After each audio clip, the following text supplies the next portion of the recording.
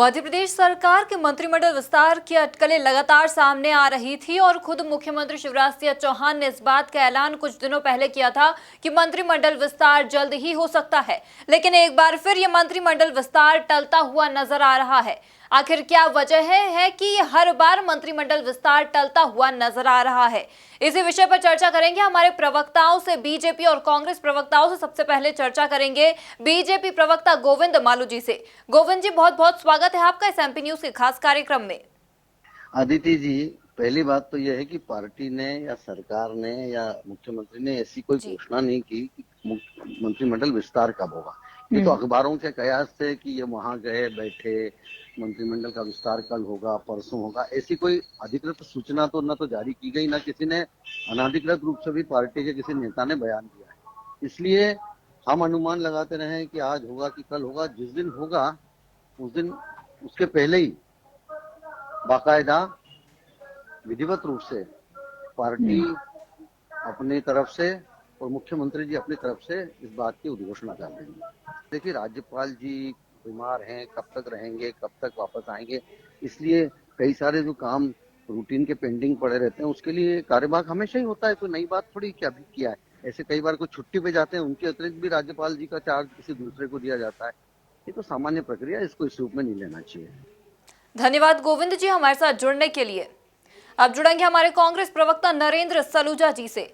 बहुत बहुत स्वागत है नरेंद्र जी आपका इस एमपी न्यूज के खास कार्यक्रम में।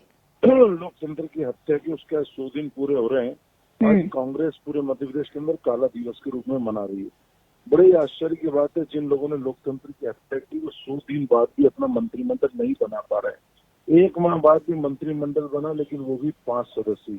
रोज जो एक प्रसिद्ध फिल्म का डायलॉग है, उस तरह का रोज एक बोलते हैं, जल्दी बनेगा जल्दी बनेगा, तारीख पे तारीख तारीख पे तारीख रोज दे रहे हैं।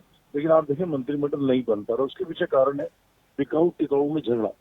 मध्य प्रदेश की भाजपा में 2 तरह के गुट बन गए, बिकाऊ और टिकाऊ, उनमें झगड़ा चल रहा है। और वो अंतरकलह और गुटबाजी, जिसके कारण शिवराज जी से लेके नरोत्तम मिश्रा से लेके तमाम नेता 2 दिन दिल्ली भी पड़े रहे, लेकिन उसके बाद भी नतीजा निकला नहीं। अभी भी मंत्रिमंडल की तारीख पता नहीं कब बनेगा और मंत्रिमंडल बना नहीं पा रहे। आज कोरोना की महामारी चल रही है, इसमें आवश्यकता है कि प्रदेश में मंत्रिमंडल बने जो जनता की सेवा करे, जनता को बीमारियों से निजात दिलाए, अलग अलग जवाबदारियां लोगों के पास हो, ताकि बेहतर ढंग से जिलेवार काम हो सके। लेकिन ये मंत्रिमंडल नहीं बना पा रहे 100 दिन में, इससे समझा जा सकता है कि इनकी सरकार कैसे चलेगी और कितने दिन चलेगी और कितने दिन टिकेगी।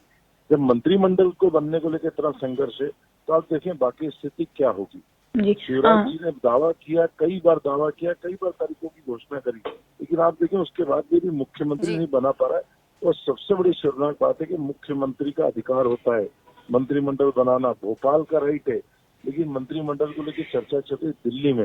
इससे समझा जा सकता है कि मध्य प्रदेश की सरकार रिमोट कंट्रोल से दिल्ली से चल रही है और यहाँ के मुख्यमंत्री के हाथ में कुछ भी नहीं है।